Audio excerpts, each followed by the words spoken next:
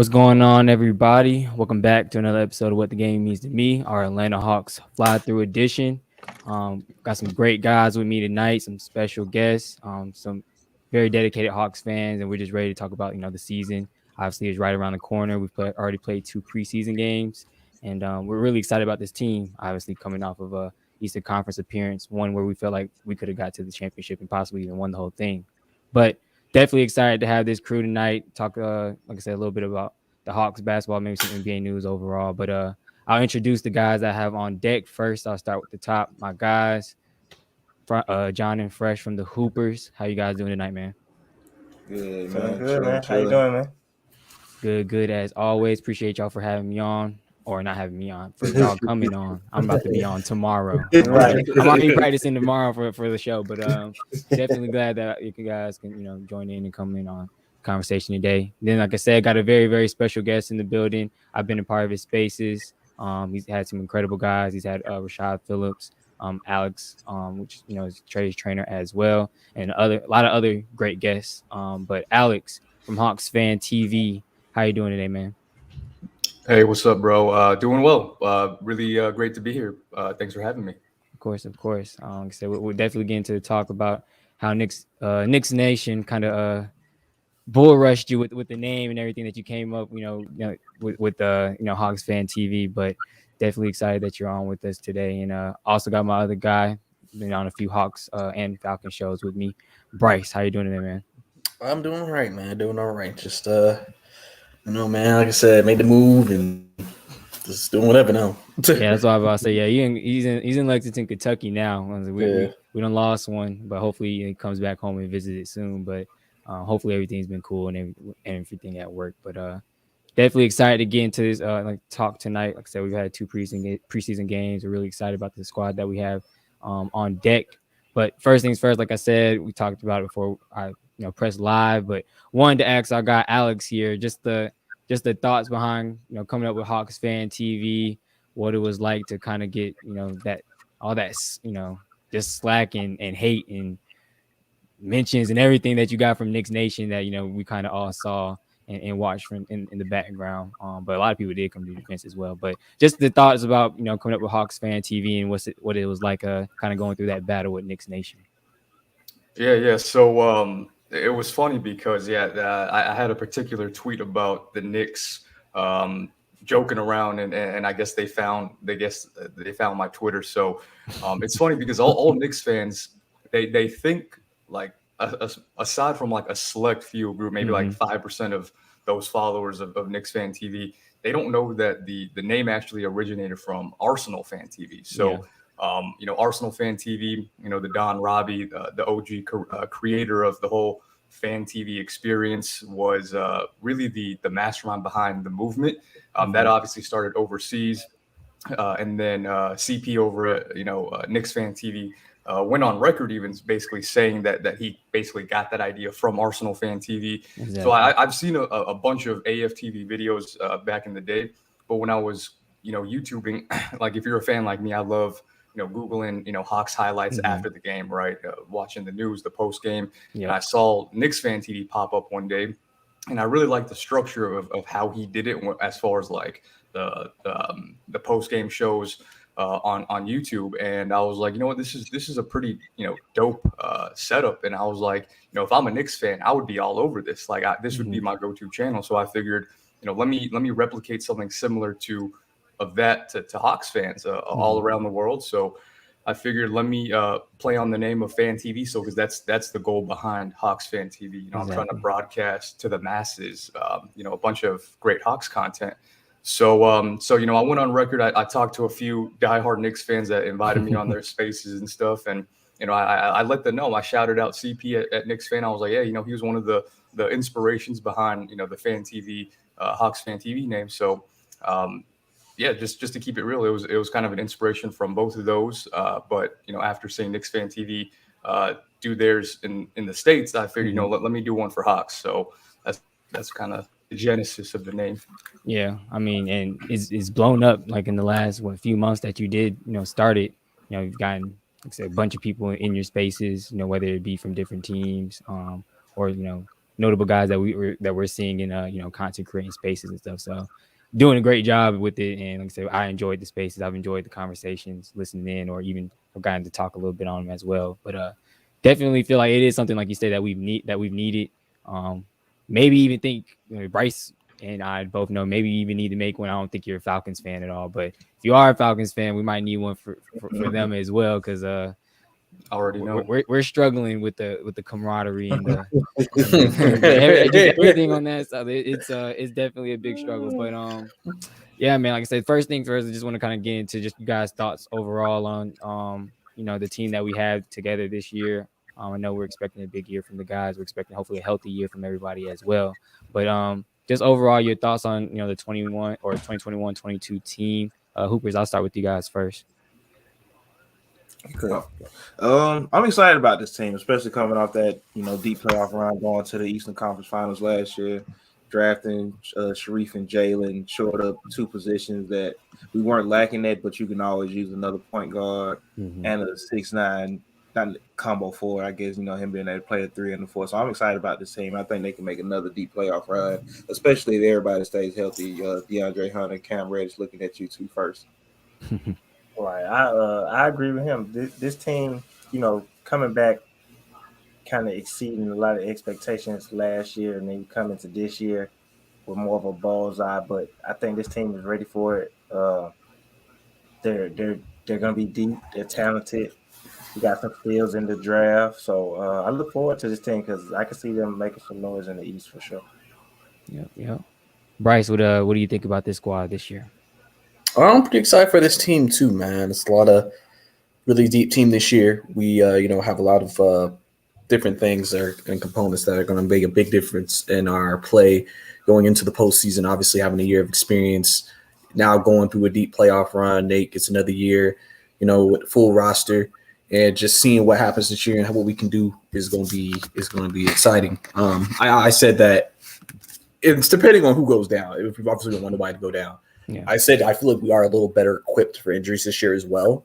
It just depends. Obviously, there's guys who are kind of buried on the bench who may not get many minutes because we're so deep. And then if if something happens, then they'll get minutes. But it's not like, oh man, he's playing. Dang, it's like, oh, okay. I feel confident. I kind of want to see what he can do.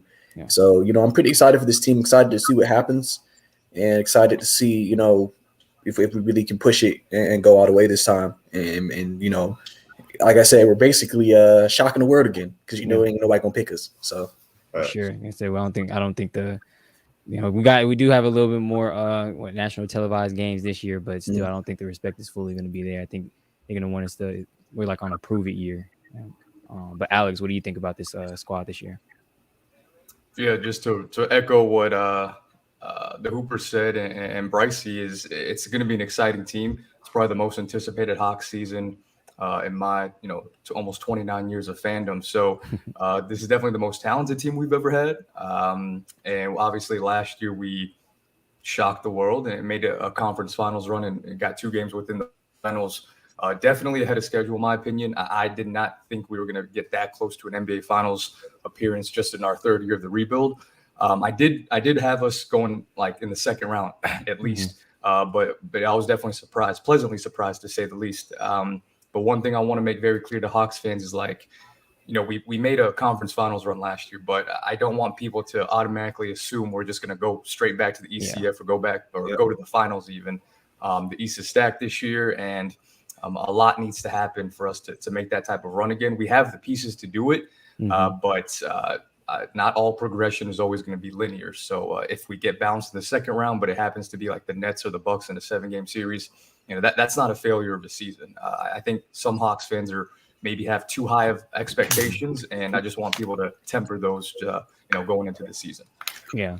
Definitely wise words, because like you said, I don't know, it might just be an Atlanta thing, but we're definitely like fair weather fans. It's like they ride in if you good, if not, like they want to make so many changes. They feel like they're the GM, they can do a bunch of things to make changes here and there to where they can get you to the right spot, and that's across all sports, honestly. But like I said, with the Hawks, same thing. Like with everybody echoing, I'm just excited that hopefully we have everybody back, we're healthy, and we have a little bit of chemistry.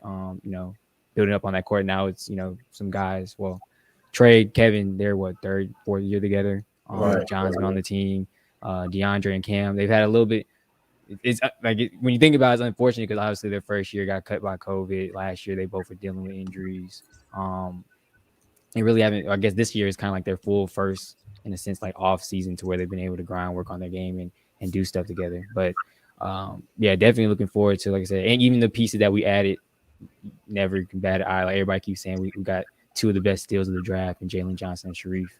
And I know we're going to talk about it a little bit later, but I know Fresh, you're high on them.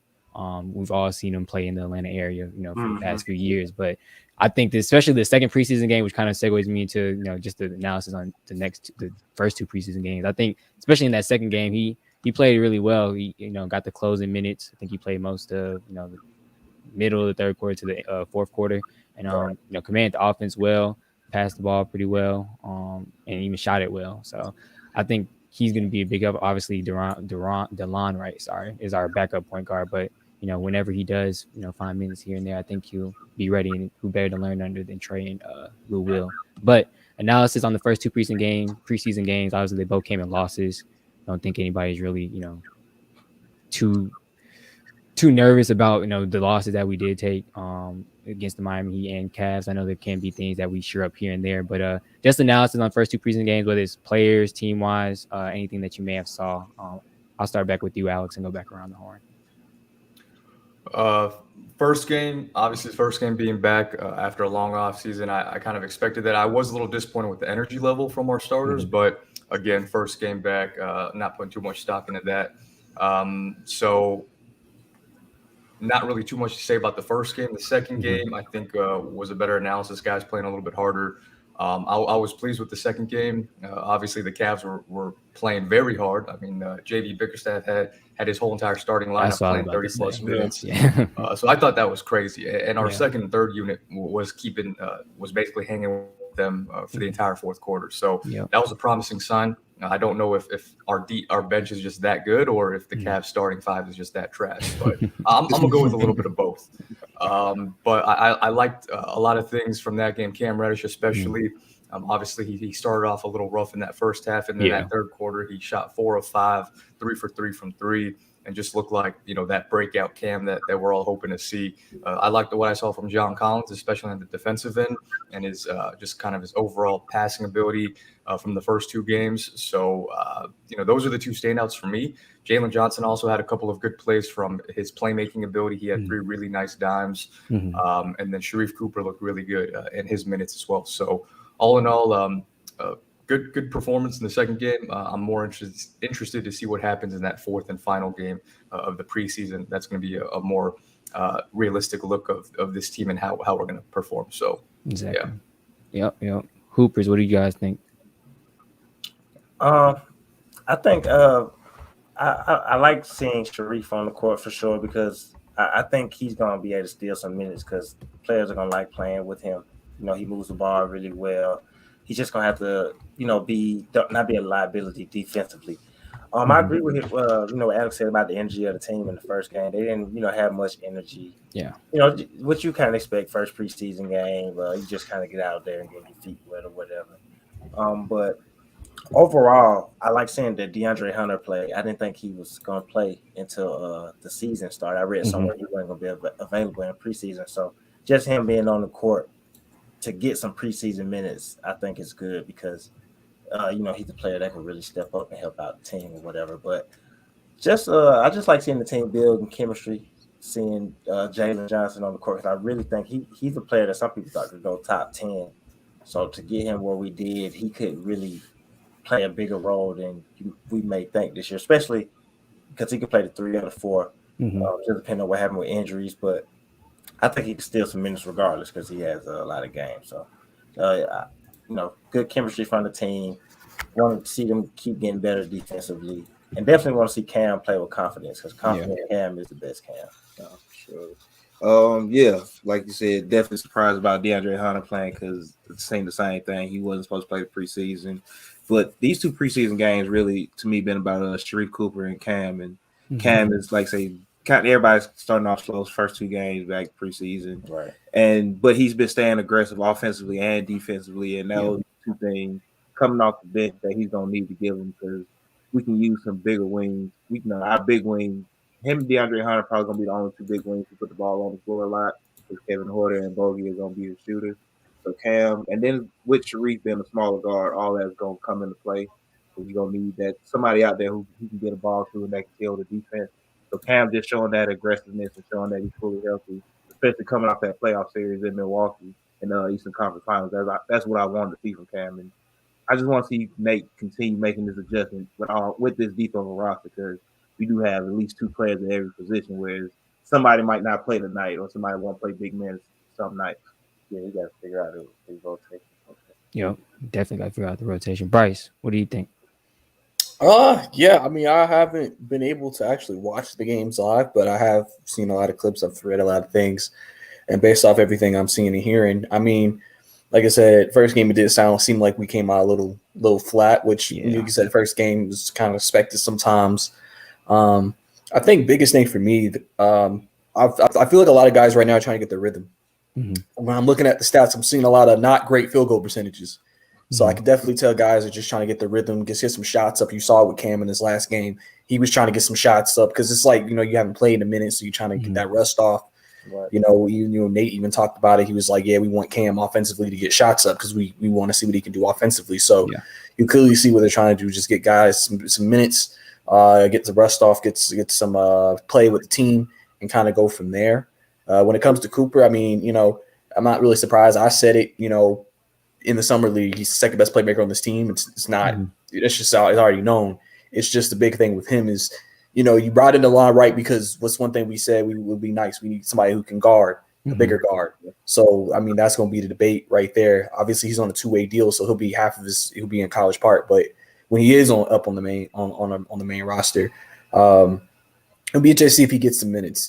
Because I think we're going to have that debate throughout the season a little bit, and then you never know whenever Lou might come in and play some minutes just because. So, I think obviously I feel like Cooper, when it comes especially to the second unit, gives us the most potential of maximizing the second unit as well. But it's just a matter of obviously, Cooper is a smaller guard. So, you got to take those things into account. Regular season, I think he'll be able to hit the floor. If you were talking postseason, then that might be a different discussion because, that's going to be like best matchups. And, Cooper may be able to play make, but if we're going against a guard strong team, it's like, are you sure you want to do that? And, or you want to put the line out there? So it's going to be, we got some interesting decisions to make across this roster the entire year. I've been saying Nate he's going to have to make some tough decisions sometimes. He's going to have to play certain guys less and more in certain games and play off certain series. So it'll be interesting to see how he handles that going throughout the season. At least regular season, you can kind of play a little bit deeper and kind of just play however the flow of the game is going. Yeah, for sure. Like you said, it's a lot of tough decisions, but I guess it's good to have these tough decisions that he's gonna have to face in this upcoming year. But yeah, for me too, like you guys have been talking about Sharif, and it's defensively, I liked at least the effort that he was showing. Like he did have to get around a lot of screens, especially like I said towards the end of the Cavs game when they were trying to set something for Garland or Sexton. And like I said, he did show the effort. Like that's the one thing I think. This staff, especially when Coach McMillan took over, like the emphasis obviously on defense, like you can at least just see the effort is there. Like they're trying. Like yes, we know like Trey and him are smaller guards, but can't always shadow them. Like you got to put in forth some type of effort in order to stay on the floor and help the team out in some way. Which I've seen from the first few games from him, and obviously some others. Cam, which is the first person I kind of want to talk about with the one expectation and one improvement. He definitely is one guy, and probably one of the only Duke fans that I'm really like, or not Duke fans, Duke players that I really like. Obviously, outside just playing for the Atlanta Hawks, I just love how his peers talk about him. So Cam Reddish, one expectation, one improvement, like you guys have been saying. The first half, especially 2 days ago, didn't shoot the ball great. I think he was like 2 for 9.5, something like that, or 2 for 7. But then came out red hot that third quarter. I think he had like 3 threes, 4 from 5 from the field. And definitely started to see a little bit of rhythm, especially like in transition. I think he pulled maybe 2 threes in transition. So definitely excited to see him, like I said, be more comfortable offensively because we knew, especially these first 2 years, that he's going to give that effort defensively. But offensively, like when is he going to start to spark? When is he going to start to peak?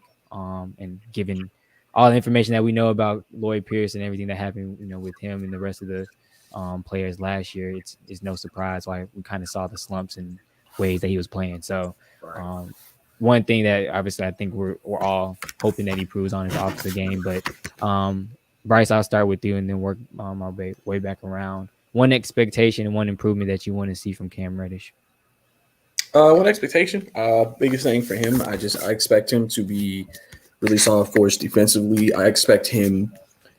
He's the one guy who, even though, I mean, it depends on who you think our sixth man is, but I think he'll play a lot of minutes depending on, again, the matchups.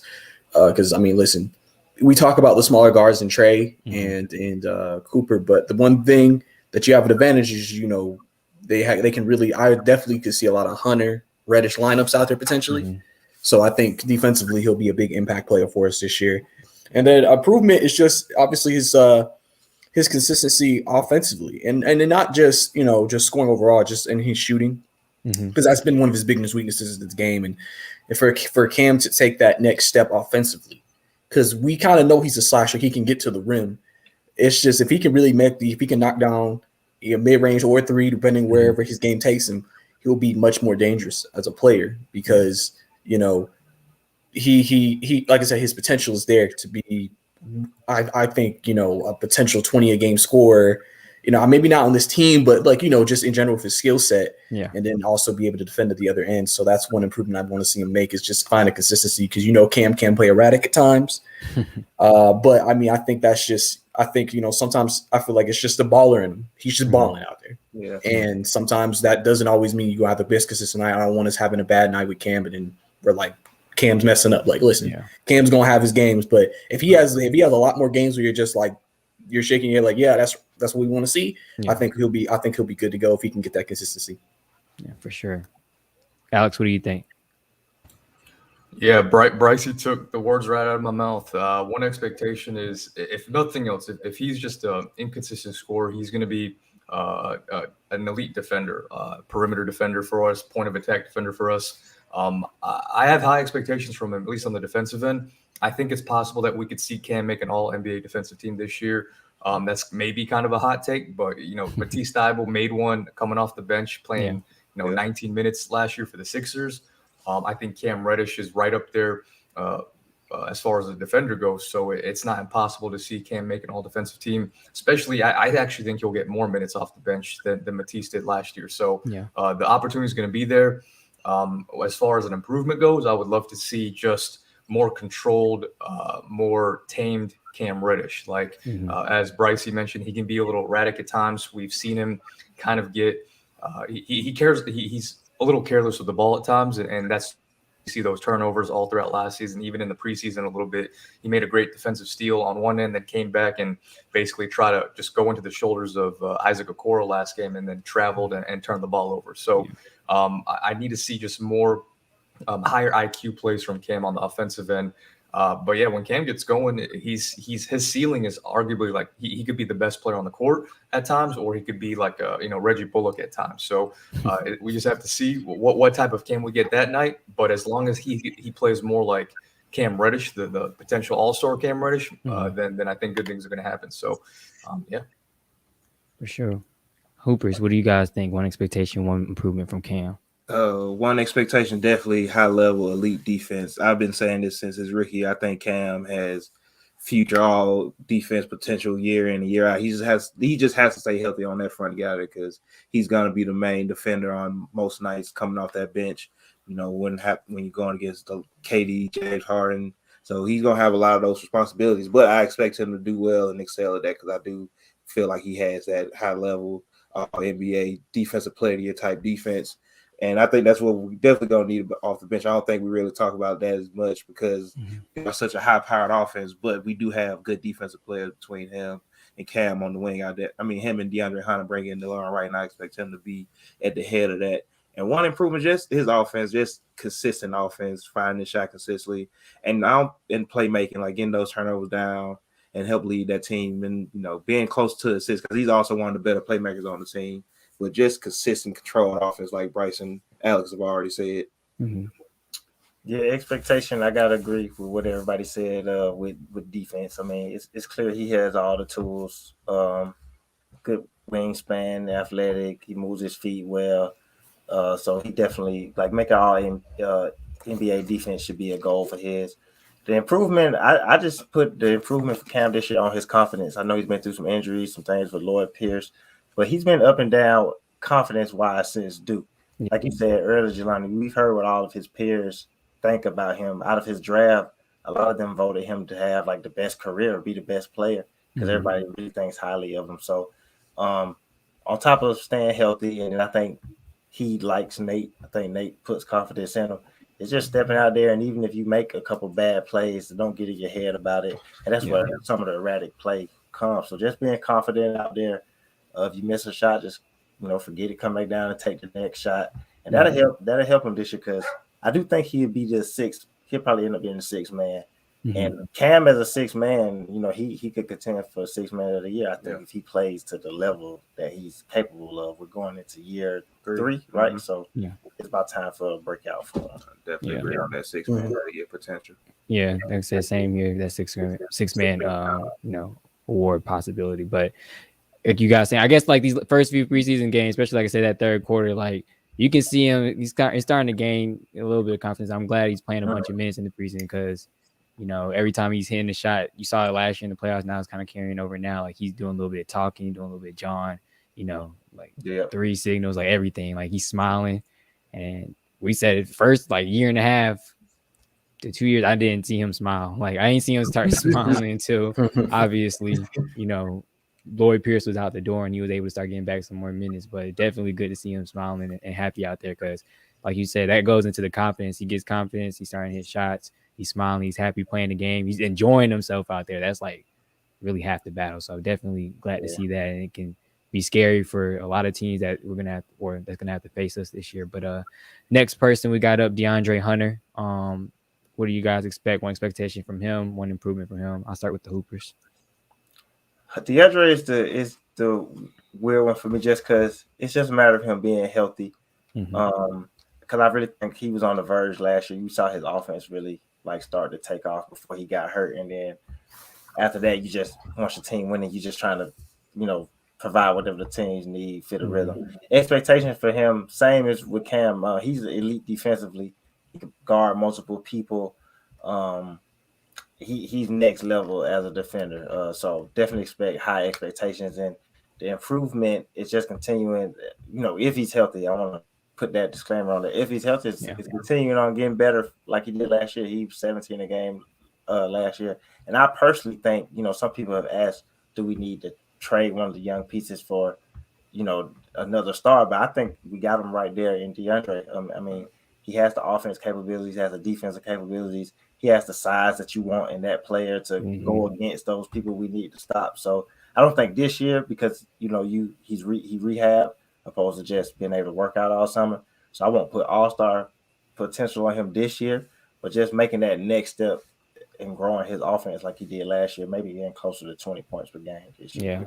Yeah, because he did have a nice little jump. Was it 11 or 12 to 18 before he got hurt? So yeah. And he was getting in his bag a little bit. For sure. No, for sure.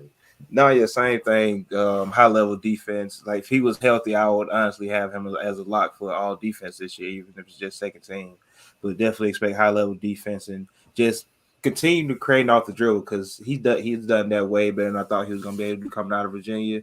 And I think that gives the Hawks an advantage when you're surrounded by mostly long range shooters. You got that one athletic wing who can get his shot in the mid range or in the post. That definitely will. I think that would have made a big difference in the Eastern Conference Finals because you really got somebody that when it's time to slow the game down, he can go get his own shot off the wing or in the post. Right. And just one improvement, I know it sounds weird, but just continues to get healthy, just staying healthy so you can put up those numbers because definitely does have that potential where he could have been at least 20-6 this year if he was coming into the year fully healthy. And just continue working on your game, honestly, shooting off the dribble, catch and shoot, because he's going to be an important piece in his offense for a long time to come. Yeah, for sure. I guess the one thing I guess we can all agree on, I didn't think he was going to suit up either for preseason. We saw him out there 2 days ago. Right. And I think he tried to dunk on Jared Allen and took it looked like a nasty fall. And I was like, oh man, he's about to start. So here you go. We're going to see something.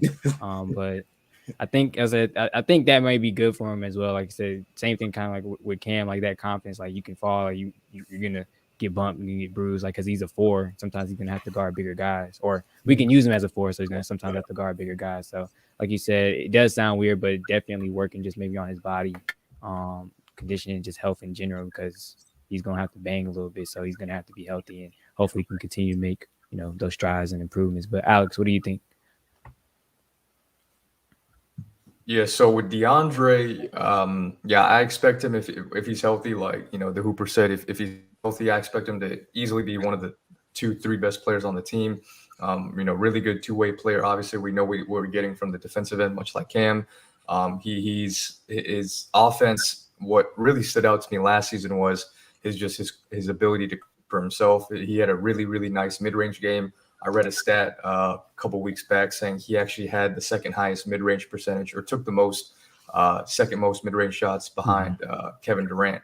And we saw that on full display before he got hurt in that small sample size of like 18, 19 games, especially in that Bucks game early in the season where he scored a career high, like 31 or 33 points. He was he was hitting everything from the mid-range, and it looked smooth. He was pulling up off the dribble, coming off screens, attack the basket. So, that's the DeAndre Hunter that we can get if he's healthy. He has a very, very good perimeter game. I want to see him. One improvement is I want to see him be able to attack the basket a little bit more aggressively than we've seen. Granted, don't get me wrong, I love his mid-range game, and I want to continue to use that. But I also want him to abuse smaller defenders whenever they get that mismatch, and just attack the basket, and him get to the line a little bit more, and make that a point of emphasis on his game, is just to abuse players down low and just attack the rim. Because we've seen him really make some nice post moves. We've seen him attack the basket in some games, and he looks really good. So that's the one area of improvement that I would like to see. For sure. Brice, what do you think? One of the things for me for DeAndre is just being consistent this year. I think when he plays, I think he could be consistent. He knows what his role is. He knows what he's supposed to do. It's not like I always say it's like you want, obviously DeAndre. People, when we drafted him, we knew he was the best. People call him the best defensive player in the draft. So we know defensively he's going to put his hard hat on. Offensively, some people were wondering what was his offensive ceiling. But I feel like he made great improvement. I think he really took advantage of having those extra months off last year, working on his offensive game, which is why he came back playing well offensively. So I just expect him to be consistent. And then one improvement for me is just obviously health. Yeah, that's big. Him staying healthy, but also the same thing, like Alex said, it's just being more aggressive. Maybe he takes more shots in the post, potentially gets more post ups. Because he's a big guy, he's a strong, guy. So, he'll have days where he'll be having the mismatch, and he should be able to take advantage of those matchups, because I feel like he has, I said, like, I believe he shot over 50% from field goal rate, from overall field goal percentage last year. And I was like, I feel like he has the best chance to be the most consistent player just in terms of what he does on a game-to-game basis. You know what I'm saying? Because we're not asking him to be the 30, 40-point guy, because we got Trey and everybody else.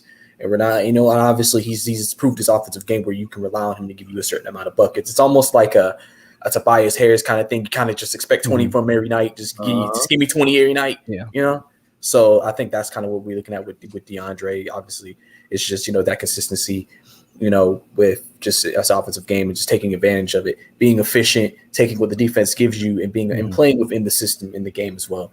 For sure. Next guy, of course, wanted to hop on, Jon Collins. I want to start again with you, Brice. I know you of course, you write a lot of articles for Fanside Media, and you've done a lot of good ones on a lot of the players, obviously a lot of the Hawks players this year. And I remember Jon Collins is definitely one of the articles I read thoroughly, because he was up for a contract here. He bet on himself, got his 5-year 125. And like I said, we're expecting some big things out of him now that, we've given him that money, especially with some other decisions coming up these next year or two.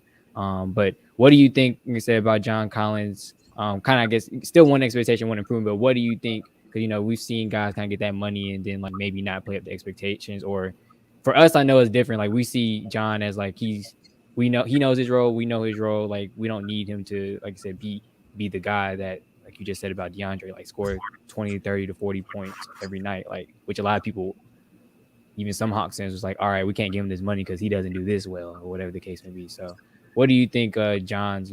Obviously he has a 60-minute role in our squad, but just kind of like one thing that you expect for him to get now that he's kind of come off of this big payday. What I expect for Jon is I honestly, my expectation for him is to play loose. I think last year, you're in a contract year, you're thinking about it. Every game, people were acting like if you had a bad game, they're going to not pay you. You have a good game, they're going to pay you. I think I expect him to play loose. I feel like, especially through the first couple of preseason games, I feel like he's playing a little bit more just back to the Jon from 2 years ago that was just like, doing his thing. Because I think when you have that contract stuff out of your head now, you can kind of just focus. Yeah. And so I'm expecting him to be more focused and more consistent just because he doesn't have that lingering and he can just play. And he can play within the team. And one improvement for him is obviously just for him is the consistency part. Obviously, we know Jon could be up and down at times. But I also feel like that was just also part of him trying to figure out his role in the team. Yeah. I kind of compared Jon a little bit to, not in terms of how wild they are, but a little bit kind of like Chris Middleton, because think about it. When Chris Middleton got that max deal, everybody was like, we were like, Middleton isn't, you know what I'm saying? Yeah. But then you saw what he did in the playoffs against the Nets, the Hawks, and the Suns, and you're like, oh, okay, I guess it's justified now. And I think that's the thing is that, it depends on your role. I think roles are defined differently, and that sometimes in a team's head will make it will show you how valuable a player is to your squad. I've always said Jon's extremely valuable to our squad and what he can do. So I think for him, it's just, just be consistent this year. Play within yourself. Take the shots that are there. I know people want Jon just to say screw it and shoot shots, and I'm just like, I'm like, it's just like that's not playing within the team. Yeah.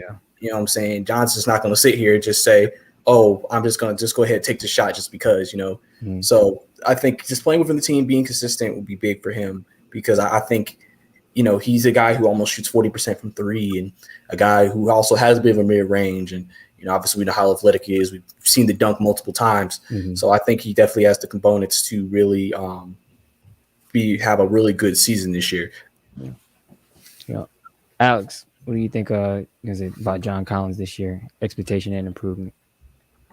Yeah, I'm excited to see what JC can do. Much like what Brice said, he's not going to have that shadow or that cloud of, am I going to get a max, this and that, and that mental aspect of your game is something that I don't think a lot of people realize. Now he's got his deal. He can just focus on hooping.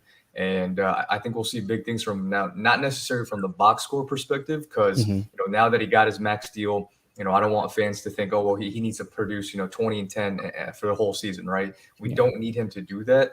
And I don't think he will. I mean, he's capable of giving us 20 to 25 a night, but a fully healthy Hawks team, we got Bogey, DeAndre, all these mouths to feed. JC, isn't going to be scoring 20 plus points a game consistently every single night for a whole season. And that's fine. But to Brice's point, he's extremely valuable for what he can do and what I need to see. And I expect him to basically just be what he's always been, be a great rebounder, be a great help side defender, be really efficient from the field. He's probably one of the top, 5 most efficient big men in the entire NBA. Like it's crazy the type of efficiency that season he averaged 21 and 10. He was shooting 40% from three, almost 59% from the field, which is crazy. Yeah. And basically for his career, he's almost 55 to 57% from the field goal for his whole entire career. And then for the past 2 seasons, he's been a 40% 3-point shooter. So just maintaining that consistency, being a knockdown 3-point shooter when he gets the opportunities, and then just being maybe slightly more aggressive on the offensive end when he can attack the basket, because we've seen him when he does go down low in the post, he has like a really great post up, like kind of like a push shot that he does that always goes in. He has a great spot up mid-range game. So just that's what I expect from him. But one improvement that I would like to see is just his on-ball defense and his his playmaking ability. That's 2 things that I've noticed in the preseason games is his on-ball defense has been improved, and his vision has gotten a lot better, at least in these first 2 preseason games too. So if he can be a slightly better, more effective playmaker, and then just a average to slightly above average defender on ball, then that's going to unlock a lot of things from this team, and that's what I'm hoping to see from them. Yeah, for sure. I think we definitely will, especially like I said, the on-ball defense. I think each and every year he's starting to improve defensively. I know that was like had been one slack on earlier on in his tenure here, and then each and every year it seems like he's got improved, or at least shown that effort to want to be able to do it. Like you said, that on-ball defense improves a lot, especially like pick and roll situations, stuff like that. That would definitely be a big help. And the biggest thing. One last thing to add is like he played a completely different role than what he's been used to the first 3 years of his career. Yeah. So, when Clint took over that primary kind of, role man with Trey, he had to adjust his game and adapt his game significantly. And that obviously kind of messed up the flow with himself. And now that he's gotten that out the way, he has a year under kind of playing next to Clint. I think that's going to really help. And we're going to see the difference in last year from this year. So, a lot of people forget that. So they just see his numbers go down. It's like he sacrificed a lot of, what he's best at. That's rim running and, attacking the basket. And Clint took over that primary role. So we'll see. I think him and Clint are going to be one of the best front courts in the East. And, that 1 year of chemistry, especially that deep playoff run, is only going to pay dividends, going into this season. Yeah, that is true. That's definitely a good point. Like you said, one thing I'm pretty sure I think Brice pointed out in his articles, but one thing that many didn't really recognize, they just see in the box scoring like, oh, he's not scoring this many. Oh, he's had a bad night. Like you said, he gave up a lot, like you said, in best that he did. So that's why he had to adapt, start being more consistent, especially shooting that corner three, and even the mid range a little bit. So, Hoopers, what do you guys think? One expectation of one body a night, like I expect to dunk on somebody every other night. Shout out to Jared Allen, who is a willing defender. That's the only way you can get dunked on like that.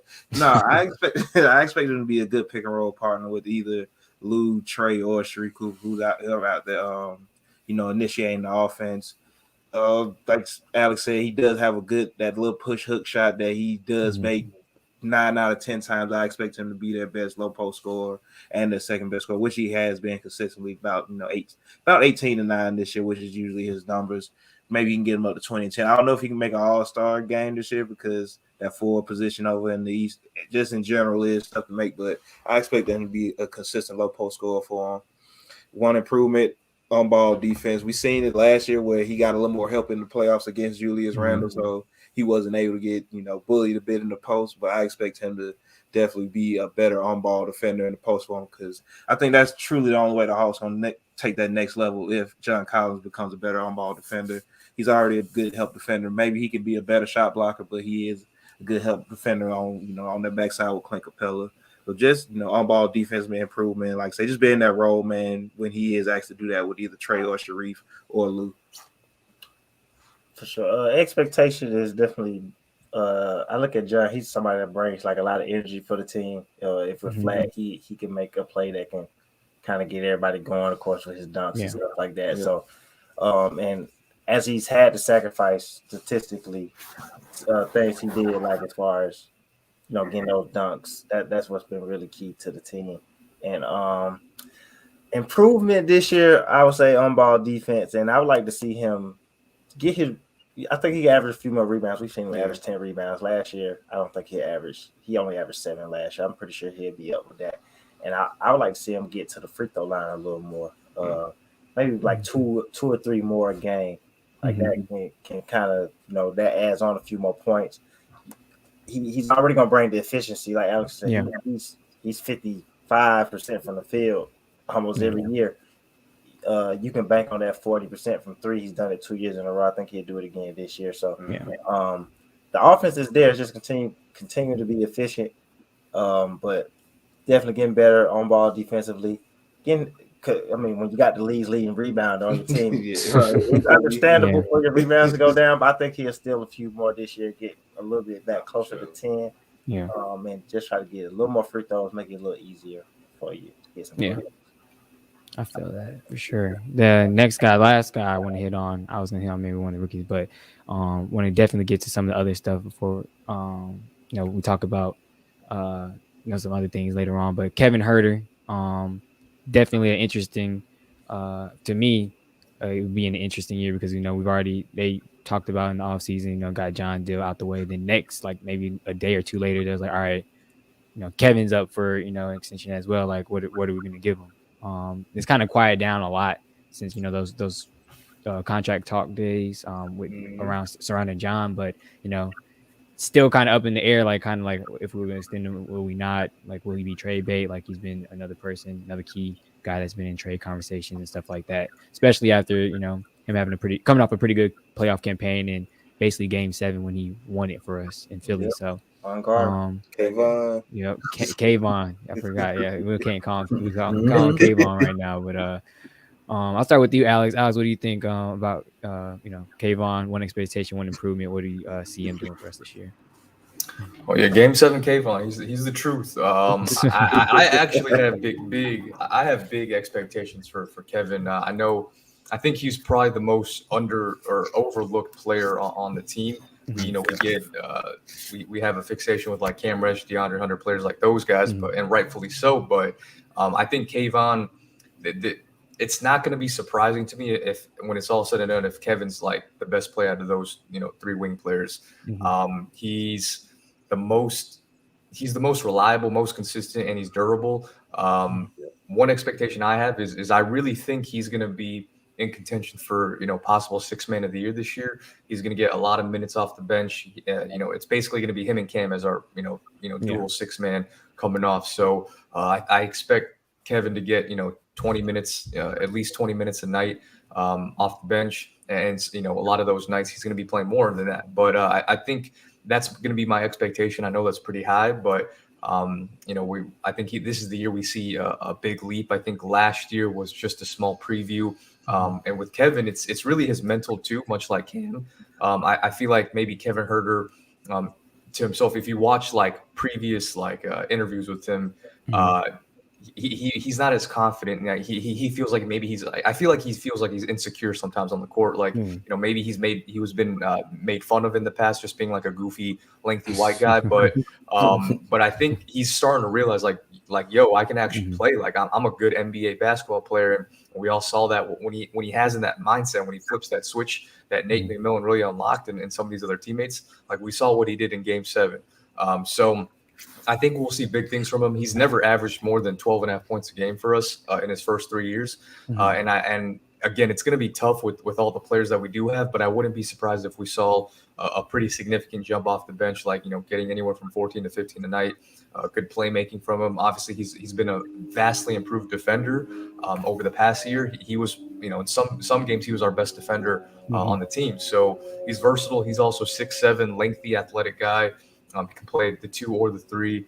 So I'm expecting big things from him. One improvement that I would like to see, just being a better, more consistent playmaker. I think he can, obviously he's a good open spot up shooter. We saw his mid-range get unlocked and attack the basket more, but I want to see him be maybe a slightly better playmaker in that role. We've seen it a lot in the first 3 years. But and he makes good moves, but sometimes his passes just always aren't there. They're always a little too short, or they're not fast enough. So if he can improve that game as well, and also just being more aggressive, attacking the basket, because his mid range, when he does that little kind of fadeaway mid range, lean into the left or the right, like it's always money. So I would love to see him just attack the basket more and get that little floater off that he always does.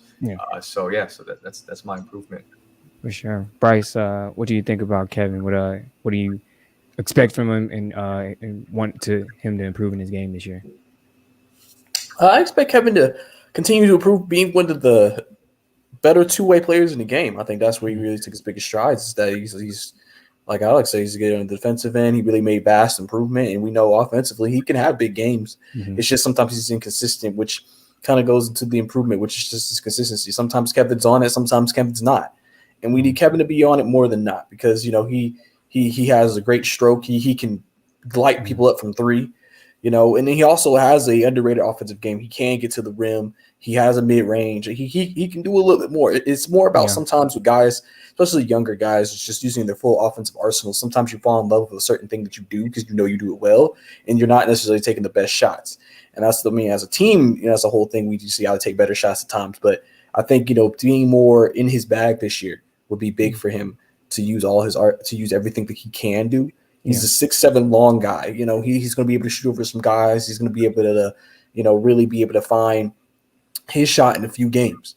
You know, remember, we drafted Kevin Harter with the potential of him potentially being Trae Young's running mate. Yeah. You know, Bogey obviously has had a great year last year, and, he's one of the best 3-point shooters in the game. But, when Bogey's contract's up, you don't know what they're going to do. And they may say, okay, Kevin, we need you to be the guy now. Yeah. So, I mean, this is big for him just to continue his improvement moving forward and continuing to play well. Because, like you said, that what we got in Game 7 against the Sixers last year is what we may need for him sometimes. Sometimes we're going to need Kevin to be that big-time player for us, and he has the capability of doing it. He did it on one of the biggest stages you can do it in. So if he could just stay consistent this year, I think, he'll have a great year. I think people have been trying to talk about, if Cam works out, if DeAndre works out, we'll trade Harter. I'm like, that's not going to happen. Yeah. That we're not trading Harter because there would be no reason to. You know what I'm saying? Because trade is like, unless you're trying to permanently move Cam or DeAndre to shooting guard, I don't see that. So I definitely think, Kevin definitely is going to have a big year for us. And I think a lot more people will start to know the name Kevin Harter or Kayvon, you know what I'm saying, and realize he's not. Some people have said he was last year's Tyler Hero. It's like, no, he's not. Hoopers, what do you guys think? Expectations. I expect him to be, I think Brice said it. He's been durable. He's been available. I think he played all 82. If not, maybe missed one game. Yeah, he played. I think he played close to all the games last year. He might have missed one. Or 72. My fault. Yeah. 72. I think he played 69 games last year. So he's out there. He's available. Like you said, he steps up defensively. He added a little more offensively when we needed him to last year, especially like he just was unguardable for Seth Curry. He made it real tough for Philly in that last game because they needed Seth on the court, but he couldn't guard him at all. So I just expect that consistency.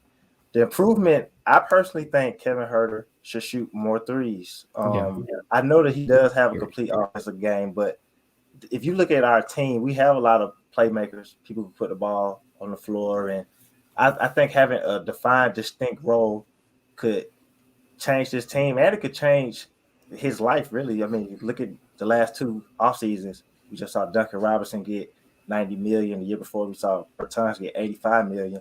So if you want them to give you that max contract, Joe Harris too.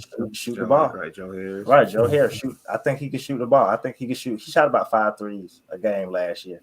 I think he could shoot a few more, get into that 40% range more consistently because he could be a knockdown shooter, and I think that'll change the aspect of the team because having roles on such a deep team is going to be really key. And having that really defined role that you're going to be out there and that's what you're going to do, I think it could change what we do this year.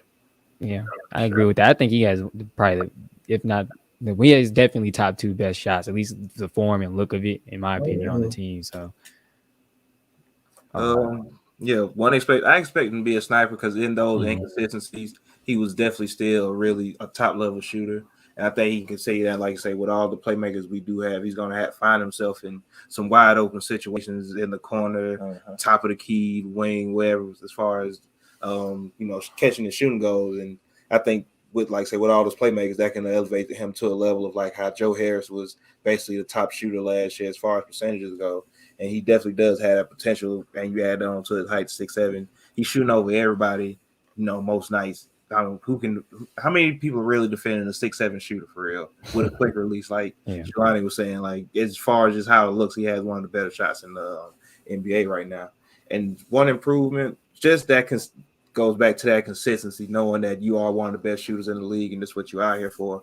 But maybe having that defined role will also make that, ease his mind on that as well. Because if you ask to do a bunch of things, sometimes you don't know what to do out there and you kind of get in your own way, which you can see sometimes with the playmaking, those turnovers, like Alex was saying, because maybe that's not what he's been asked of his whole career going back to Maryland, even in high school. He was drafted as a shooter because, like I say, when him and Trae got drafted together, it was like it was going to be Golden State of the South with Trae as a Steph Curry type, Kevin Harter as a Klay Thompson type. So just working on that consistency and just being ready to shoot every time you get a shot.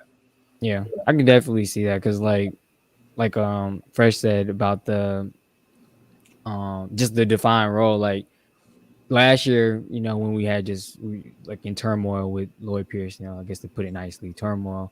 After he left, we had basically a bunch of injuries, and he was asked to Trey needed some type of relief. Like obviously that's when we was counting on Rondo to kind of be that guy that came in and ran the offense, but he was hurt, didn't really play. He just came in to collect a little bit of a check, enjoy the Atlanta nightlife probably, and then head back over to LA. So then that's when we had to ask Kayvon rather, to do a little bit more playmaking, ball handling, and run the offense a little bit just to spare Trey some minutes. And like I say, it did work at times, but like I said, that could have messed a little bit with this consistency with his shot, because then now he's trying to help run the offense, and then Trey gets back in, now I'm trying to shoot, or I gotta try to get to the rim, or do whatever he has to do, and then on the other end still possibly guard their ball handler or one of their better shooters. So definitely, like I said, now that everybody hopefully is healthy, he can probably find or see a little bit more of a defined role, and definitely can see that 3-point percentage shooting up. But that all comes with, like what Alex said as well, confidence. Hopefully that confidence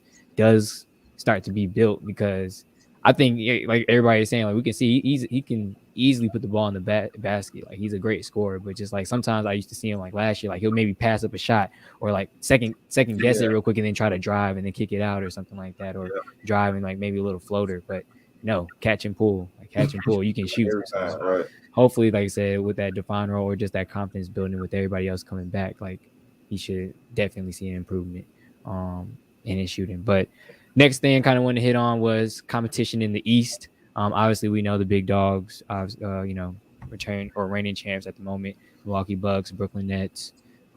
Typically the two teams that we're probably going to be talking about. That's probably the biggest competition. But, we could talk about them as well. But outside of those two teams, who else do you guys think, obviously will improve, or maybe even give us a little bit of a run for their money? Because, a few people in, I guess, their little preseason polls, they have us maybe around finishing third, fourth, somewhere in there, at the top of the standings in the East. So, Alex, I'll start with you. Who do you think is our biggest competition in the East? Like I said, can't hit on the Bucks and Nets, but anybody else that may raise an eyebrow for you?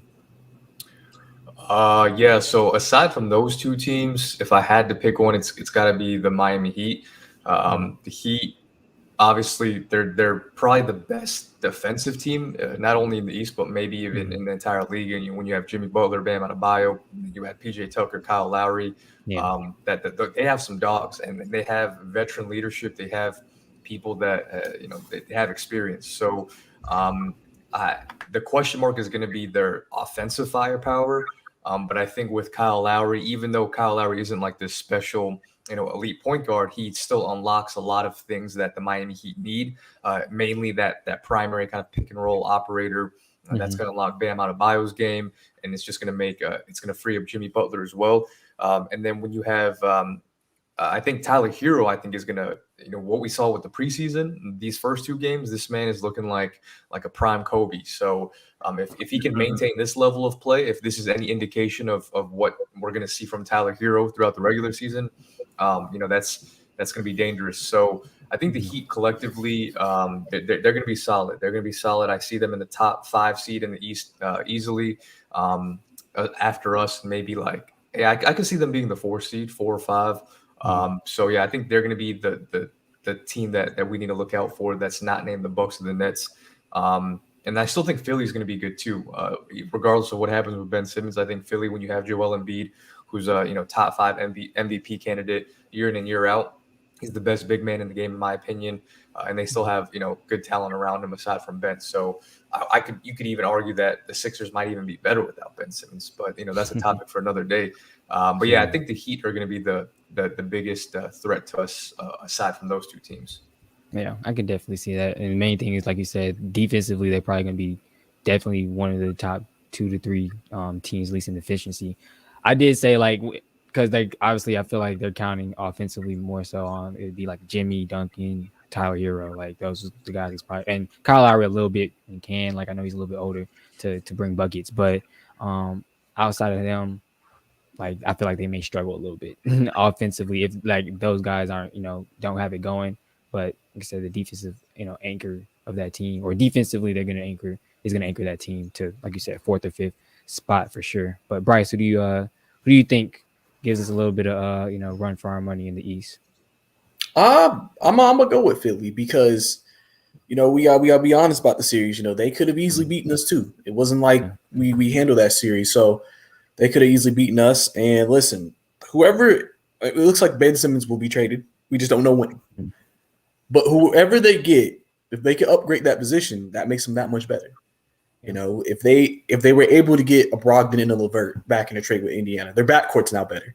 If they're able to get somebody like a Damian Lillard, well, we clearly know what Dame can do. They're really in a position where if they just get better play from the point guard position, they may be that team that Milwaukee was last year potentially. So that's why, to me, they're the biggest threat to me. It just depends on what happens with that, with that.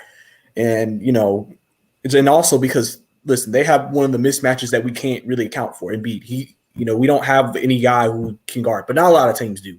Yeah. That's why he's so dominant. So, we going to have to, by committee, I think adding Dang, he's a bit taller. I think he's a 7-footer, I think legitimately. So, we'll be able to throw a little bit more extra bodies at him this year. Yeah. But, he'll still probably be Embiid. It's just for us. We got to make sure, we don't let everybody else go off. And so that to me is the team that, so outside of the other two, that would be my biggest threat. Hoopers, who do you guys think? I know, like Fresh is a little bit of a 76er fan, so I know maybe that's a team that he thinks and points out. But like everything for Brice just said, it makes perfect sense. Like they said, being real, like they could have possibly went away with that series if it wasn't for a lot of things that went wrong for them. I guess went right for us. But who do you guys think is going to give us a run for our money? I think Chicago Bulls have a good chance to really step up and be competition to a lot of teams in the East, if not just a tough night out. I think when you sign players like Lonzo Ball and DeMar DeRozan and making a trade for Vucevic in the middle of the season, that sets your team up for at least one season of success. Zach Levine coming off an All-Star season. That's going on over there. But Zach Levine coming off an All-Star season and also being in that position of like Devin Booker was a couple years ago where he wanted to make the playoffs and not just put up good numbers. We can see the Bulls have a different type of energy coming into this year, even if it's just offensively where they can come out and outscore teams most nights. And they got some big, the Chicago Bulls is a tad bit bigger than the Hawks. You run a 6 Lonzo Ball, 6'8", DeMar, Zach Levine. It's some size out there, and I think that can play to their advantage most nights. And they're going to get out and run, too. Yeah, I like the Bulls picking in. Move Kobe to the White, Kobe White to the bench or whatever. That's going to be good scoring out the bench. But outside of the Bucks and the Nets, who are obvious, I think the Heat is probably the main competition. Yeah. They're primed to kind of bounce back and try to make a run back to the finals. They had Kyle Lowry, who, he's going to be good for them to have a true point guard out there. He's going to be high in assists for them. I expect Jimmy to be healthy this year, Bam. So they got a pretty deep team, and they got players they got champions on their team. They have people who, like, they're not scared to play against anybody. So Miami Heat is going to be tough, and whatever happens in Philly could dictate what happens also. Because for Ben, they have to swap him out, and they're going to get somebody high value back because you train an all-star, so they're going to get at least borderline all-star level player back. So I like to see who Philly gets, and they might have something to say about that. But for sure, Miami, outside of the Bucks and the Nets, those are obvious teams. For sure. Definitely. Like I said, I pretty much agree with everybody else. Like I said, the top dogs, Miami's definitely one to look out for. I'm big on Chicago as well. I think they've looked. I mean, it's preseason, but they've looked good in preseason. They look like they have a little bit of chemistry going on, which could be scary for a lot of other teams in the East. It's funny that nobody mentioned the Knicks, but we'll go on to one thing about the Bulls though is they play no defense. Guys. Like aside from Lonzo Ball, they have no one. They're getting cooked every night. Are they gonna play defense on a consistent basis? I know they're gonna play offense, but they're gonna play defense. That's a good point, Alex. For exactly. But next thing. So we want to hit on for Alex may have to go, and appreciate you again for your time, man, and coming on. Appreciate you guys having me on. Yeah, for sure. I just wanted to get some of your bold predictions, for some of our Hawks. A lot of us felt like Trey might have gotten snubbed last year, all-star wise, and then Clint maybe got snubbed all defensive wise. So just some maybe bold predictions for our Hawks, and where do you see certain guys maybe possibly making some lists, winning some awards. Yeah, so some hot takes. / not so hot takes. I think Trae Young is going to be in contention for like a top 5 MVP candidate, mainly because I think the Hawks, I predict us being a top 2, top 3 seed in the East. I think we have one of the best records in the league. And team success obviously is a big criteria for that MVP trophy. And then, you couple that with Trae's individual stats. I think he's going to put up at least 25 a night. And I think this is the first season where he cracks that double-digit assist mark. He's been very close these past 2 seasons, right around that 9.5 mark. But we're going to see more assists from him. So I'm going to say like 25 to 26 a night on 10 to 11 assists per night. You're not going to see many players do that. So, he's going to be top 5 MVP vote. I think Trae does make his first All-NBA team this year. Whether that's second team or third team, who knows? But I think that's going to be something to look out for. I think Cam can make an all-defensive NBA team this year. Kayvon's going to be in running for potential 6th man of the year. I think Deandre Hunter, if he stays healthy, he could be most improved player of the year, top 5 in that category. I predict us being a top 3 seed, mainly because, and we could even end up being a 1 seed. And the reason why I say that is because that doesn't mean that we're the best team in the East, but I think the depth and with this new full 82 game schedule, a lot of these top teams like the Bucks and the Nets specifically, they're going to be due on load management. They're going to want to have those guys healthy throughout the regular season. And they're not going to have the backlog to really make up for those that absence. I think the Hawks do. So even if we rest some guys here and there, or if someone gets hurt, I think we're not going to see significant drop off in production. So for that reason, I think we're the most well-equipped team to handle COVID and whatever else happens in the season.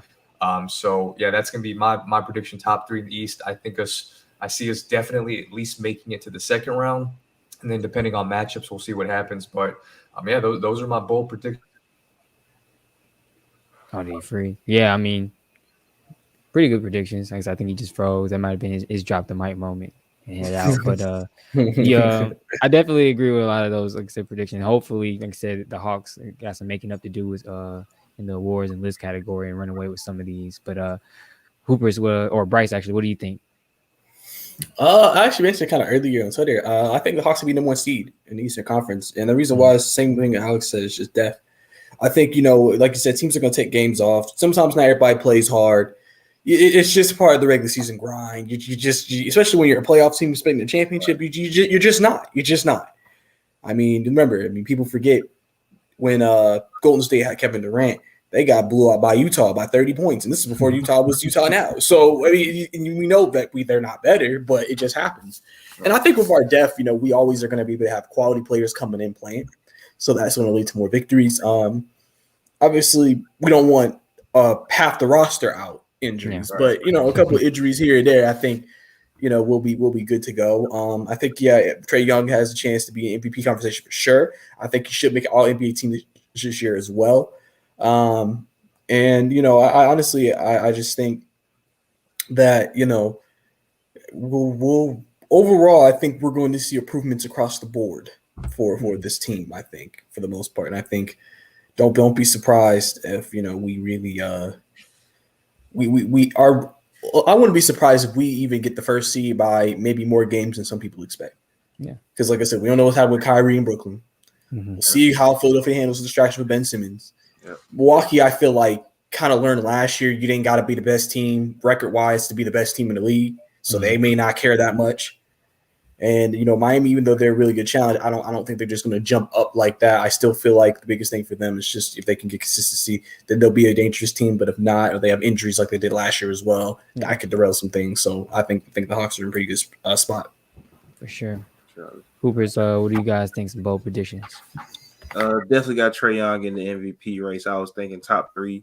I think, like Brice and Alex said, the Hawks are going to at least be a top 3 seed at the minimum, and we've seen he's at least going to be 27-9 for a season. I think those numbers are going to continue. I definitely think Trae is going to be an all-star this year. It's like, say, we don't know how many games Kyrie is going to play, and that can definitely go in all-star vote, and coaches think Kyrie should be an all-star this year. I think Trae is just going to have definitely all NBA year. I think Jon Collins has a chance as a front court player to be all-star this year. Not a starter, but definitely an all-star, and just be kind of put his name into that top 5 power forward category.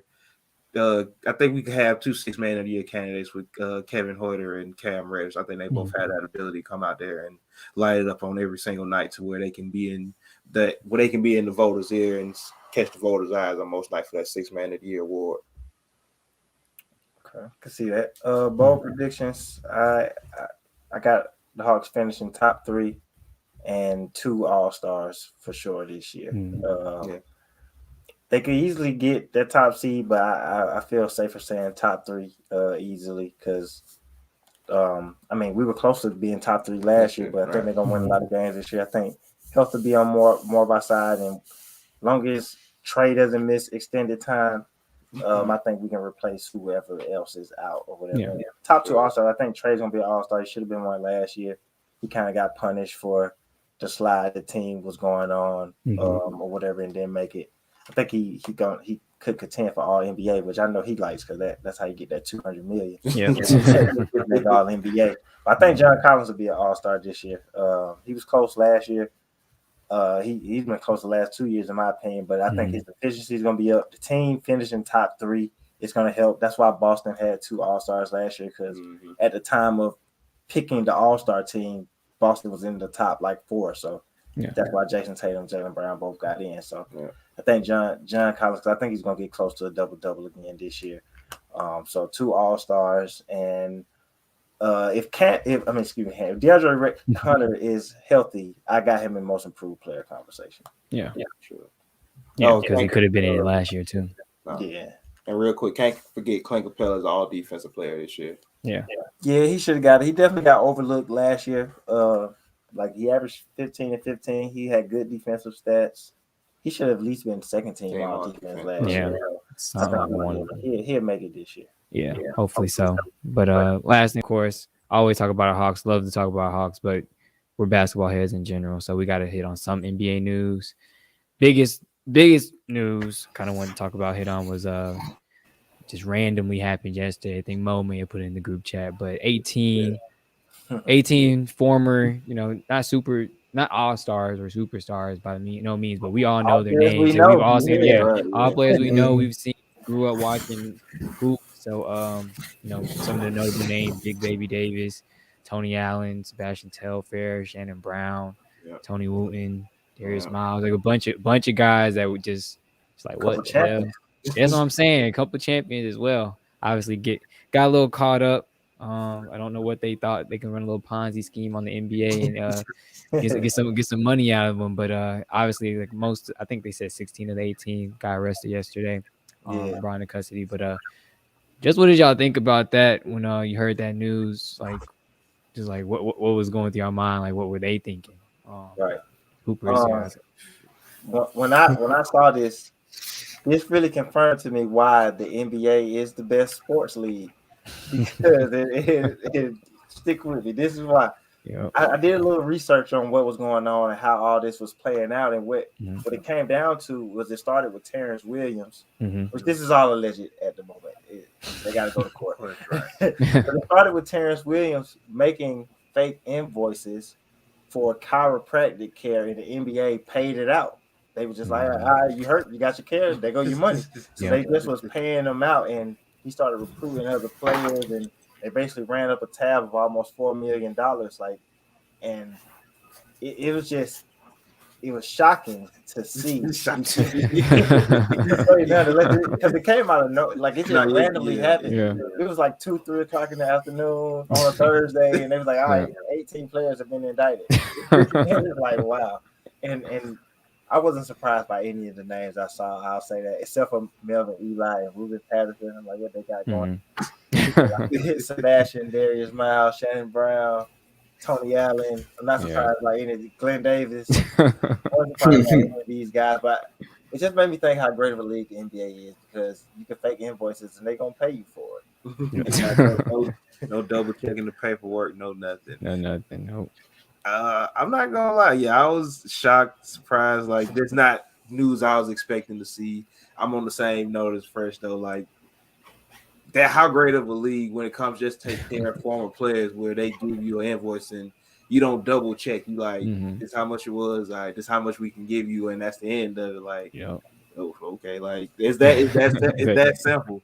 But at the same time, the thing that caught me off guard the most was I had no idea Chris Douglas Roberts was a rapper to go on by the name of Supreme. That was like the most mind-blowing thing I seen. Like Supreme, like I don't know, it's just weird. But at the same time, like things happen. You know, if you can figure out a way to collect the extra check without doing any work, it's whatever. I think most of the players gonna get off. I know for a fact Darius Miles is probably gonna get off because he does have a thing where he could say his injuries basically ended his career. I'm pretty sure it was a back injury.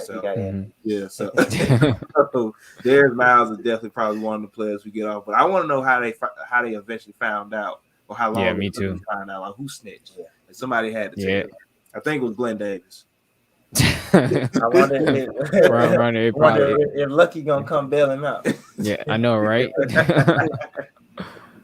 Brice, what do you think? Yeah, I mean, I was chilling, but I didn't say this came out of the blue. I was like, damn, okay.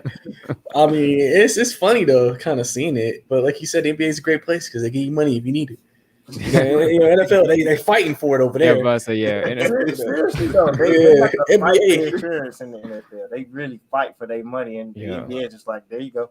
Yeah, exactly. You know what I'm saying? All you did, we got you. We don't want that PR hit. So, but yeah, man, like it was surprising, man. Some of those guys, played in the Big Three too. You never know. They said the Big Three banged them up. They might need the extra money too. Yeah, playing that 3-on-3. You know what I'm saying? They can say that. So. It's just one of those things you wouldn't expect, but it's just like, dang, okay. I mean, I'm sure people trying to you trying to make money, trying to make sure you financially satisfied. Exactly. Like he said, Darius Miles, his career ended from a back injury, so he may be able to get off because of that. It's definitely something, man. Just when you see something like that, and you see a whole scheme, and it's like, dang, everybody connected. I wonder what happened when everybody started getting arrested.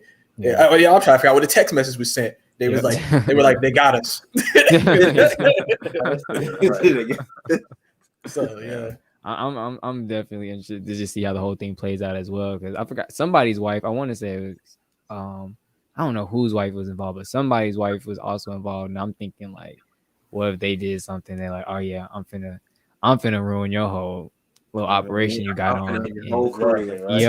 Make this whole thing crash, and it's just like that's how it happened. But like you said, I definitely want to know like who snitched, what happened, like how this all is even gonna play out in general, because like you don't really hear too much about it. Like you'll hear sometimes, like, and it used to be like obviously like early 2000s, maybe like and mid early 2000s, like certain NBA players getting arrested for certain stuff. Like last NBA player I can think of that got, besides like Jackson Hayes or whatever, like I can really think of, like Caldwell Pope, like on house arrest and stuff like that, like, and still being able to play some games. Like you don't really hear stuff like this about former NBA players or current NBA players too often. So it's just like Malik Beasley just did 6 months. Oh yeah, you're right. I forgot Malik. If there was one person, you're right. I was like, look, I remember this situation. They pop up every few years, and you realize even though these guys are really good at basketball and they're millionaires, that they real people, and some of them come from real situations. That you just don't ever get out of your system. No, yeah, for sure. You see a way to get a quick check, you're gonna try to get it, right? Yeah, exactly. But last thing, kind of want to hit on NBA news wise, it's just like obviously still we're dealing with COVID-19 vaccinations. There's certain guys that haven't gotten it yet for whatever specific reason they've given or haven't given, because I feel like they don't really need to unless it's they're confined it to their employers. But just there's certain guys that's slated to possibly miss games in certain states, their home state. Obviously notable guys such as like Kyrie. But what do you guys just think about overall like that situation? I know you guys talked about it a few times, Hoopers. But just what do you guys think? What do you guys expect to happen? Even like with trades, like I seen a crazy trade, like having Kyrie go to somewhere. Like 16. That's never. I don't think this is gonna happen whatsoever. But just like, if it did, like I don't think he could play like all this season. But what do you guys think about it? Philly got Damian Lillard and Bradley Beal, and that was like, and it was the first one. That's when I stopped reading it. I looked at the bottom. I looked at the bottom quick, and I seen Kyrie's name. That's the only reason I remembered seeing Kyrie's name. I think about it, Sacramento. But I was like, when I saw that at the top, I was like, nah. I'm not reading the rest of this. I don't care what's going on. Like, there's no way they're getting both Dame and Beal. Like, nah. But what do you guys think? I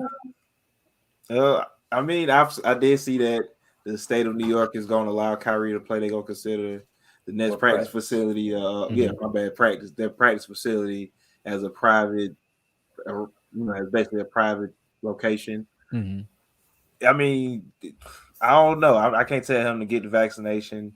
I can't tell him to tell people if he's going to get it or not. I think the Nets would be a whole lot better with him out there every game or as many games as he can play. I see Andrew Wiggins. I'm pretty sure Steve Kerr let them know, like, you get it. Like, Kyrie's gonna be hard to trade, whereas Andrew Wiggins didn't want to get it, or Jonathan Isaac, stays on whatever he's on. They can be traded easily. Like, you can trade. I don't care about how much money Andrew Wiggins is making. Somebody will take him, and you can get something good back for him. It'll be so hard to move Kyrie because it's like people can think what they want to think about Kyrie, but what player of Kyrie caliber is getting traded right now where you can trade Kyrie and be like, hey, we're okay. So this is a tough situation. I just want Kyrie to be there for his team so they can have the best season possible, and that's really my only thoughts on that one. Yeah, exactly. Yeah, the news with him being able to practice came out today kind of answered one question I asked the other day because, like I said, I understand why he doesn't want to get the vaccine, and I respect him like standing on that. I just said I wonder what his end game is because if you're not even able to practice, I couldn't even see how he could play away games because you're literally not playing with your team. So at least being able to practice open him up to have that Elgin Baylor kind of season where he can play half the season exactly and put up crazy numbers. But I don't think he's gonna get the vaccination. So what's gonna happen is he's gonna be a part-time player. He's gonna get some type of waiver, or he's just not gonna play in those games. So I don't think they're gonna try to trade him. I think they're gonna stick by him. Honestly, that's what it seems like, that they're gonna ride with him, and especially since he can play road games now at this point. I just think, for one, the NBA, they can't mandate every player get the vaccination because it's against the players. It's in the players. Because people have wondered why they don't just force the players to get it, and they can't. And I don't really think they should. I don't think anybody should. I think if you are vaccinated, everything they're saying about you, it's going to be stricter for you. You might have to keep taking multiple tests. I mean, that just is what it is. I think that's the way it should be proceeded with. If you have it, you're going to get tested less. If you don't have it, you're going to get tested more. You're going to go through more protocols. You're not going to have as much freedom. Canada says if you get caught breaking their vaccine laws, you're going to jail. And, that's how you got to proceed with it. So it'll be interesting to see how it plays out because, I mean, once you get into the playoffs, we all say we think the Nets are at the top. Once you get into the playoffs, you got home court advantage. You're not going to have one of your best players for most of the series. So, how did that work out in the playoffs? So, it's clearly dominated the news. I knew Wiggins was going to end up lose that money. I knew Kyrie was going to be the real story of it all because he sticks to what he believes in, and he's made a lot of money. I think he's good with the person he is, and I really think if he had to, he'd be okay with walking away from the game. So Kyrie is the one that's going to be very interesting to see how that play out because I don't think he needs basketball no more. Yeah, that is true.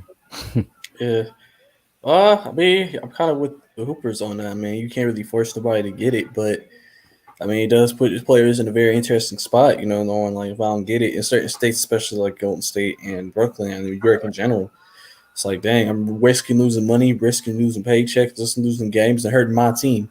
Because that's what these leagues really been trying to do. They're putting it in a position where we can't make you do it, but we'll make it where if you do decide not to do it, you're hurting your team. And then it's just like, do you want to be the reason why if something doesn't happen, the team didn't make it as far as you wanted because you didn't get vaccinated? They were talking about it with Kyrie.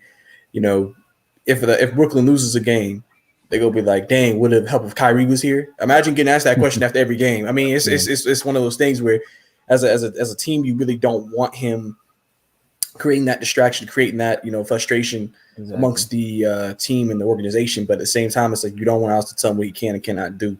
Yeah. And I think everybody, like I said, has their own decisions to make and have their own choices and opinions, and they have their reasons.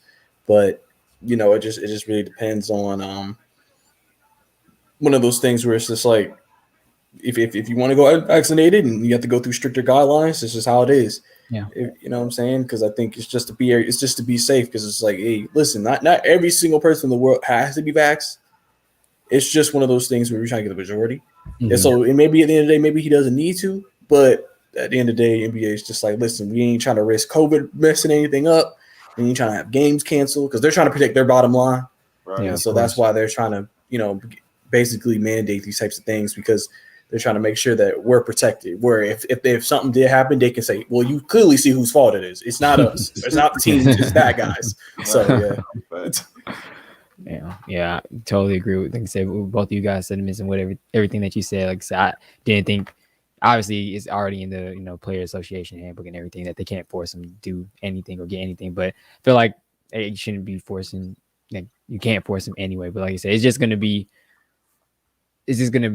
obviously implications on team activities. Like obviously games it's gonna come down to where eventually, like you said, because Kyrie's gonna stick to his guns. Like that's something that everybody should already know. Like that's not changing. He said he's not getting it. So I don't know why we're even still talking about it or pushing that button. But it does, like later on, is gonna have some type of implications. Like you said, like John said, they are a better team. Obviously, they're gonna be a better team with an all-star, perennial all-star and champion on the floor with the other guys. But it's just going to be one of those things where it's going to be a sticky situation, or like I say, it could sway games, it could sway a series, it could sway their positioning, could sway a bunch of things. But I guess it doesn't sway voters' opinions too much because they are still favored to win the whole thing this year. So I don't know, it will be interesting, like because they are pretty stacked. But like I said, all in all, I definitely would want Kyrie on the court rather than not. But it's just they're gonna have to fluctuate around this situation. It seems like Brooklyn is definitely okay with doing that. Why would they not be when you have probably the best player in the world and then probably the third, fourth, fifth best player in the world as well? So, it is what it is. They're going to keep trucking. Like I said, they still got 2 all-stars and a bunch of old all-stars and, the key valuable role players, on their team, on their squad. But I think that does it for today, man. Of course, I always appreciate you guys, coming on. Did this last year. Obviously, going to try to stay consistent with it this year again. Doing little Atlanta Hawks fly-throughs and everything. Definitely glad to have you guys on for the season preview. Of course, without further ado, I want to give you guys the, floor to let everybody know where they can find you, what projects you're working on. Of course, I know I'll be on, the Hoopers NBA preview tomorrow at 1:00. So you can definitely catch that on the Hoopers Twitter. Probably Instagram as well. Twitter, Off the Ball Network's Facebook page and everything as well. But I'll let you guys, of course, like I said, plug in your projects, let everybody know where they can find you. Like I said, we got the NBA preview show going on tomorrow. We got a couple guests on there, Jelani's one of them, so appreciate you for that. That's gonna start at 1. Other than that, man, y'all can catch us every Monday and Friday on the Nothing But Net channel through the Dash Radio app for the Hoopers Hour. Every Friday, we're on the Off the Ball Network's Facebook page, the Hoopers Twitter page, and the Hoopers YouTube page for the Hoopers Morning Run, 9 a.m. every Friday morning. And you can find us anywhere podcasts are available. Just look up the Hoopers Pod. And every Wednesday, if you got some free time around 6:00, join us for the Hoopers Room on the Halftime app. Yeah. I would say, those have been dope. The little few minutes I've been able to catch it because I'll be trying to listen to it as I'm heading into practice to coach. I'm like, damn, can't even keep it on. It's like no way for me to try to listen to it and do what I got to do. But those definitely have been dope. But Brice, let everybody know where they can find you. Oh, you went. Hold on. I'm about to say you went. Mike. Yeah. Oh, there you go. Yeah. You can catch me at Brice_2K on all social media platforms across Twitter, Instagram. You can catch me at my YouTube, Brice Lewis, or look up Atlanta Hawks or Atlanta Falcons fan shows. I do shows covering the team, bringing on different people on to discuss things that are latest happenings with the teams. Mm-hmm. You can go on my website, Brice2K Sports, where I write articles with the Falcons and Hawks. I have a Hawks article coming out before the regular season starts, so probably next week.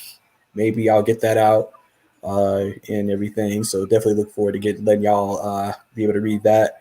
A little season preview form, and also I think that's it. All right, yes. I was gonna say, you got to. I don't know who it was, but me and Fresh, we got interviewed by somebody that was by fans. I forgot went to a little scrimmage thing last week on Saturday, and I don't know if they tagged you or not. I ain't seen it yet. I'm trying Nah, to maybe they trying to put it together right before the season drops. So I'll wait a little bit longer. It's been almost a week, but I'm trying to see what I look like, what I said, because I don't remember, to be honest. But, it was somebody that worked, I think, was Fanside Media, that was doing like little interviews and stuff. But yep, like I said, you already know where to find me at. Definitely, like I said, this audio recording would be put up. Part of my little what the game means to me, but it's called Atlanta Hawks or Atlanta Fly Through Show, where I do some on Hawks, I do some on the Falcons. Really haven't done any on the Falcons because they've been pissing me off, but definitely will be doing some on the Hawks this upcoming year. But definitely, like I said, you already see the tags down below. Follow me what the game means to me on Instagram, WTGMTM podcast on Twitter, and what the game means to me on Facebook as well. But that does it for us tonight. Hopefully our Hawks are in for a good season. I know they're gonna produce and give us a lot of good things to be excited about. Appreciate you guys for joining me. I'm pretty sure you'll see their face again on some more of these Atlanta Hawks fly through shows. And thanks to everybody on Off the Ball Network. Knicks fans, I was hoping somebody chimed in, came in and said something, but guess you got. They probably had a preseason game tonight. They be tuned in. Like, I hate my timeline now. It's about that time of the year where I don't know how I'm gonna navigate it, but it's like I only follow 3 of them. Like, how is it like everything be Knicks stuff? All it takes is 3. It takes 3, and your whole timeline is Knicks stuff. RJ Barrett. I know, right? It was like posting a shot of RJ Barrett every day until the season. I'm like, come on, man. I'm tired of seeing it. Like, I don't want to see it. I didn't ask for it. I literally saw every tweet. Like, that was a bit much. Dude, I will shout out Ursa. I do like reading his little threads and stuff. I think they have another dude over there. I think his name's Alex. Another Knicks guy that I read his threads and kind of see what they be talking about. So shout out to them. I'm glad we only said Knicks a few times today or tonight, actually. I'm glad we got to keep their names out of our mouths. But good luck to them and everything they got going on. We was talking about the competition in the East. I know, right? But yeah, man, that does it for us tonight. Appreciate everybody for tuning in. Appreciate everybody for watching. Appreciate Alex from Hawks Fan TV that was on earlier as well. Definitely sure he'll be on some other shows or future shows as well. But appreciate everybody for tuning in, and we'll see you guys next time.